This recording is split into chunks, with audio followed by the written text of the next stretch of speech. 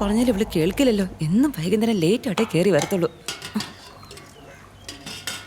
വൈകുന്നേരം അവളുടെ അച്ഛൻ വരട്ടെ, പറഞ്ഞ് 2 വാങ്ങിക്കൊടുക്കുന്നുണ്ട്.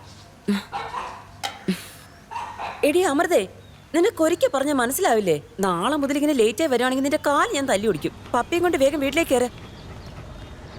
അമൃ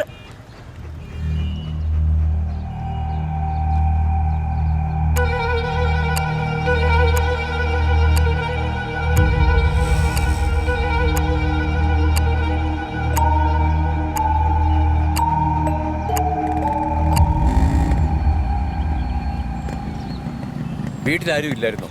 ഇല്ല സർ. ആ പരിസരത്ത് പോലും ആരും ഇല്ലായിരുന്നു? ഇല്ല സർ. നന്നായിട്ട് ഓർത്തു പറ. ചേട്ടാ ഗുഡ് മോർണിംഗ് സാർ.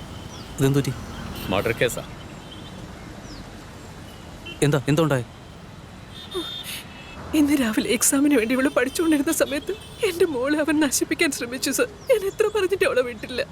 അപ്പൊ എനിക്ക് വേറെ വഴിയൊന്നും തോന്നിയില്ല.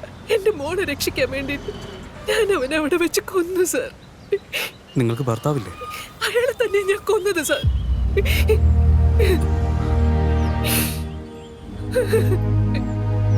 ഇന്നേതാ എക്സാം? മാത്സ്. ചേട്ടാ FIR ഫയൽ ചെയ്തായിരുന്നോ? ആ, ഫയൽ ചെയ്തു. അതെന്തായാലും ക്യാൻസൽ ചെയ്തേക്ക്. ആ സാറേ, അളിയനോട് പറഞ്ഞ് ഓർഡർ ഞാൻ വാങ്ങിത്തരാം. ഈ കുട്ടിയെ എക്സാമിന് എത്രയും പെട്ടെന്ന് എത്തിക്കണം. മോളെ, നീ ധൈര്യമായിട്ട് പോയി എക്സാം എഴുതുക. വേറെ ഒന്നിനെ പറ്റി ആലോചിക്കണ്ട. എന്റെ മോളെ കാണാനല്ലോ സാറേ. 5-5:30 മണി മുതൽ കാണാനല്ലോ സാറേ. ഐജിക്ക് വളരെ വേണ്ടപ്പെട്ട ആൾക്കാരാ.